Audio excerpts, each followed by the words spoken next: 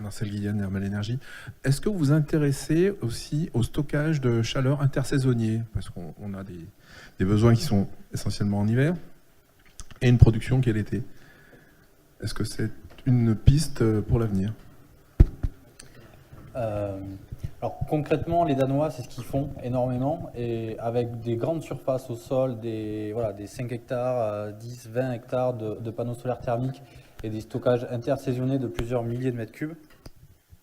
Ils arrivent effectivement, du coup, là on voit sans stockage, on est à 7% de couverture solaire sur le réseau de chaleur. Eux, avec du stockage intersaisonnier, ils arrivent à monter à 50%. C'est-à-dire que c'est des réseaux de chaleur qui fonctionnent à 50% grâce au solaire thermique. Et pour ça, ça nécessite des grands stockages intersaisonniers. En France, on n'est pas encore suffisamment, je pense, mature pour intégrer ces stockages intersaisonniers. C'est des technologies encore, ils ont un petit temps d'avance par rapport à nous sur ça.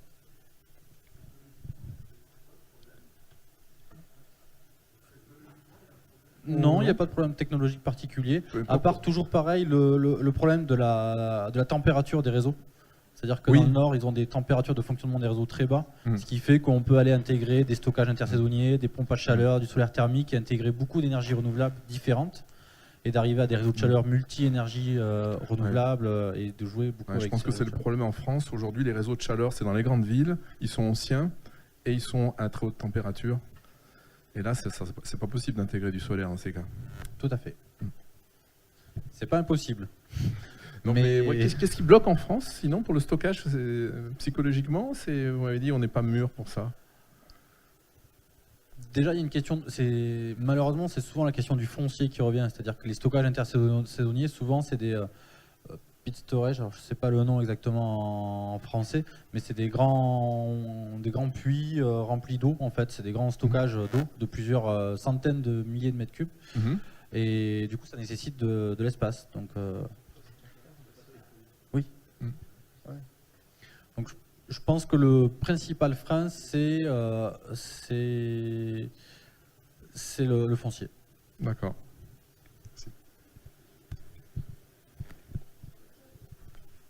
Oui, une question, on va vous faire passer un micro, merci.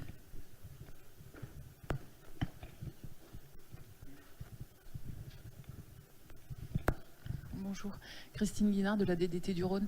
Moi j'avais une question sur le foncier aussi, puisque vous parliez du foncier comme étant une question d'urbanisme, mais je pense que le foncier, il a de multiples vocations, et notamment en milieu rural, il y a la question de la vocation forestière, de la vocation agricole, voilà, et on voit bien aujourd'hui qu'on a un peu des questions de conflit, d'usage de ce foncier ou de valeur de ce foncier, d'un point de vue aussi environnemental. Voilà, et donc c'est toutes ces considérations-là qu'il faut aussi prendre en compte. C'est-à-dire qu'on peut avoir des terrains qui sont des friches, ou en tout cas sur lesquels il est sans doute plus facile d'envisager des installations solaires de grande taille, alors que sur d'autres fonciers qui ont une valeur écologique, naturelle, environnementale, la question d'installation de panneaux soulève quand même des interrogations. Voilà, alors je ne sais pas, je me posais la question de savoir si au Danemark, quand ils installent 5 hectares d'un seul tenant au sol, ils ont moins de contraintes, ou alors voilà, un foncier peut-être différent d'une autre. Mais en tout cas, c'est des considérations qui, sur notre territoire, comptent aussi, en fait. Alors, l'exemple du Danemark, c'est intéressant de voir comment eux ont fait, et c'est intéressant de voir qu'ils ont une philosophie complètement différente. C'est-à-dire qu'eux disent il faut se passer du fossile. Et je fais un raccourci rapide, mais le fossile, grosso modo, l'énergie fossile, c'était du foncier d'il y a plusieurs millions d'années. Aujourd'hui, si on veut fonctionner à 100% renouvelable, il faut prendre en compte le besoin du foncier. Donc eux, ils estiment que finalement, pour produire de l'énergie renouvelable, vu que 50% des besoins d'énergie au global, c'est de la chaleur, eux considèrent que du coup, le solaire thermique, c'est le plus efficace et le plus efficient. Et donc dans les procédures de développement, quand ils veulent installer des panneaux solaires sur 10 hectares de terres agricoles, alors chez nous en France, c'est clairement pas possible. Eux là-bas, en fait, ils ont une procédure pour exproprier les agriculteurs. Donc c'est strictement le contraire. Est-ce qu'il y a d'autres questions ou... Je dis pas que le modèle danois est bien, hein. Attention. On avait compris. Je viens du monde agricole. Hein. Ouais, une petite question, juste sur les températures de retour, puisque vous disiez qu'au Danemark, les températures des réseaux de chaleur étaient plus faibles. C'est dû à quoi? C'est parce que au Danemark, ça fait longtemps qu'ils ont développé les systèmes de chauffage basse température, ou c'est lié à quoi cette différence? Puisqu'apparemment, ça a une importance capitale. C'est lié au modèle qu'ils ont développé de réseau de chaleur, c'est-à-dire qu'eux développent des réseaux de chaleur sur un modèle coopératif citoyen, c'est-à-dire que c'est des associations et des coopératives citoyennes qui investissent dans les réseaux de chaleur. Et ça fait 40 ans qu'ils font ça.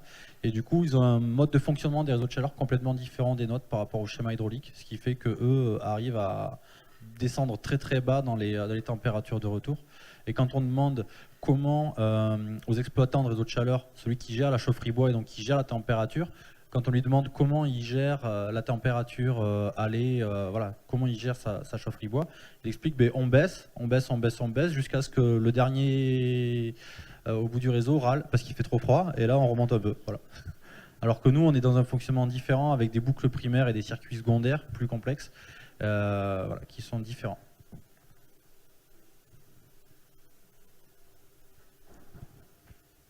D'autres questions sur vos REP en particulier, peut-être, ou même sur l'intervention à la première de Guillaume de Lines si...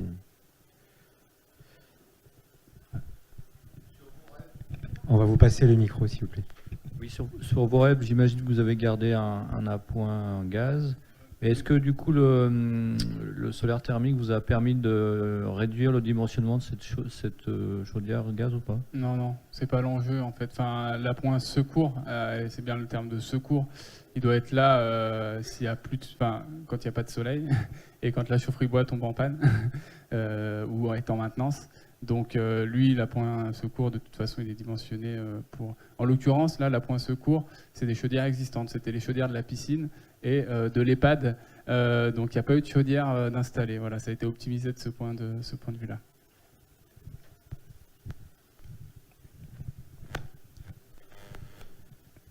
Ok, j'y vais de ma petite question aussi.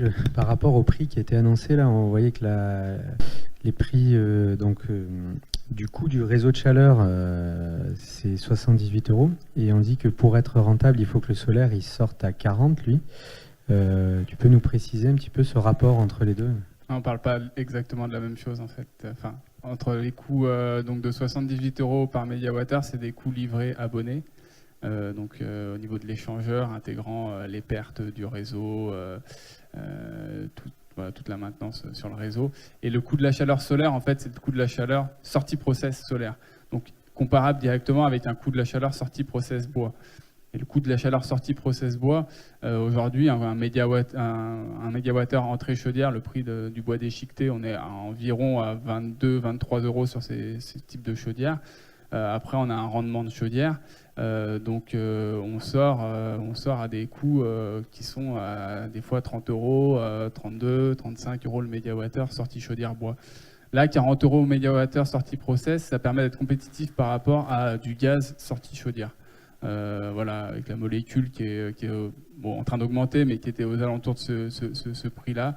Avec le rendement de la chaudière, on est en moyenne à 50 € par mégawattheure, 45-50 sorties de chaudière. Donc là, avec 40 € par mégawattheure sortie process, on est compétitif par rapport à du gaz. Ok, merci.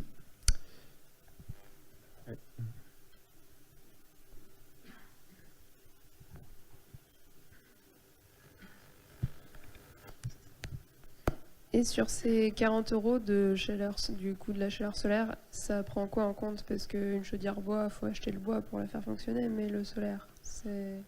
Ouais, le soleil, il est gratuit. Hein. Et du coup, c'est comme disait Mathieu, c'est vraiment l'investissement divisé par le nombre d'années de fonctionnement avec l'exploitation maintenance, mais qui est assez faible. Donc, au final, là, entre faire de l'exploitation de maintenance l'été d'une chaudière bois ou d'arrêter la chaudière bois et de faire l'exploitation de maintenance du solaire, c'est quand même beaucoup moins cher de faire de l'exploitation de maintenance du solaire. Donc c'est en ça que ça avait permis justement de baisser les coûts aussi sans solaire thermique et avec solaire thermique. Donc le coût là, c'est essentiellement de l'investissement amorti sur la durée de vie de l'installation.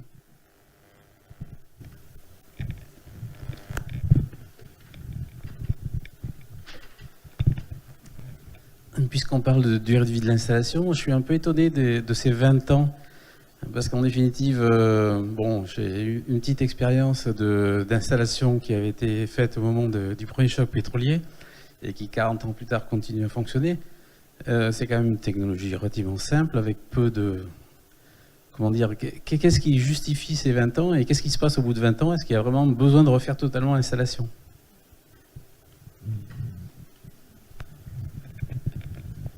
En fait, c'est sûr que la plupart des capteurs solaires, on peut estimer qu'ils vont tenir largement plus que 20 ans. Après, il y a quand même d'autres éléments déjà dans le circuit qui peuvent lâcher. Alors là, je ne sais pas si vous parliez des réseaux de chaleur solaire en particulier ou de manière générale sur le solaire thermique. Il y a d'autres éléments, donc il peut y avoir par exemple un ballon de stockage qui lâche plus facilement que les capteurs solaires. Il peut y avoir les différents éléments de régulation, les pompes, les vases d'expansion, etc. Bon, du coup, c'est vrai que c'est un peu la norme qui est retenue, enfin la valeur usuelle qui est retenue aujourd'hui, 20 ans. Mais on peut espérer que ça dure plus longtemps et que le bilan économique s'en trouve amélioré, c'est sûr. Juste un complément sur ces 20 ans, c'est vrai qu'on prend 20 ans en France et je pense que c'est un peu lié aussi à de l'amortissement comptable de prendre ces 20 ans. Alors c'est vrai que sur le PV c'est 20 ans parce que c'est la durée du contrat d'achat, mais sur le solaire thermique on prend 20 ans je pense pour des questions d'amortissement et puis par un copier-coller rapide je pense. Au Danemark ils prennent plutôt 25 ans justement, et si on divise par 25 l'investissement ça fait moins cher à l'année, donc ça baisse le coût de la chaleur. Et un autre exemple, en Italie ils prennent 15 ans parce que c'est... Voilà. D'où l'intérêt des projets européens et d'échanger avec les autres pays pour voir comment ils font. Une petite question générale qui s'adresse. Comment prenez-vous en compte le fait qu'entre l'été et l'hiver, il y a un facteur 3 à 4 d'énergie? Alors je pense que ce qui concerne l'eau chaude sanitaire, on peut considérer que finalement les 30 litres par jour, c'est pratique. On se lave autant en été qu'en hiver, bien que ça peut se discuter. Par contre, pour le chauffage, évidemment, c'est en hiver qu'on se chauffe.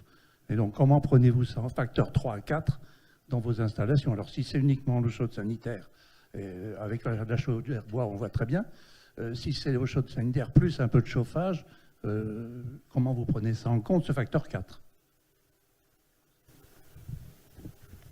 Non, bah, comme on disait, le dimensionnement des installations, il est fait justement sur l'été. Quand on ne peut pas mettre de stockage intersaisonnier, on fait le dimensionnement sur l'été pour ne pas surproduire l'été, quoi. Si on faisait le dimensionnement sur l'hiver, c'est sûr que ouais, l'été, il y aurait de la surproduction. Hors réseau de chaleur. Oui. Oui, mais bien sûr, et comme dit Guillaume, on retrouve ce même raisonnement, quelle que soit l'installation solaire thermique, de prise en compte des besoins estivaux qu'il faut justement estimer au plus juste pour limiter les surdimensionnements et avoir la meilleure rentabilité de l'installation. Le taux de couverture sur les besoins de chauffage l'hiver, il sera faible. Il sera maximum sur... mais il existe quand même, et c'est ça qu'on essaie de récupérer. Enfin, c'est ce qui a été démontré pendant la présentation. Après, ça dépend des usages. Disons qu'il y a des usages où voilà, on va faire de l'eau chaude pour des établissements touristiques qui, eux, vont avoir des besoins qui vont être en adéquation avec la ressource. En gros, plus il y a de soleil, plus il y a de touristes. Et puis d'autres où, effectivement, il va falloir jongler. Des fois, on essaye aussi d'associer plusieurs usages. Si on a un bâtiment où il y a plutôt du chauffage et puis l'autre où il va y avoir une piscine, justement, pour optimiser au mieux les installations. Mais c'est vrai que c'est un problème. Hein. Dans certains cas, on se retrouve un peu coincé parce qu'on se dit, bon, il y a vraiment trop peu de besoins estivaux et puis trop de besoins hivernaux. À ce moment-là, l'installation solaire ne vaut pas le coup sur ce site.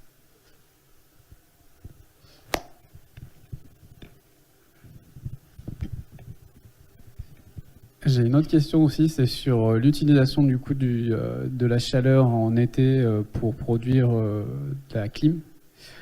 Puisque tout à l'heure vous avez dit que c'était pas très intéressant selon les derniers retours. Moi j'ai juste vu passer un projet il y a quelques temps sur la centrale de trigénération du coup à Montpellier pour créer du froid, enfin vous connaissez le principe.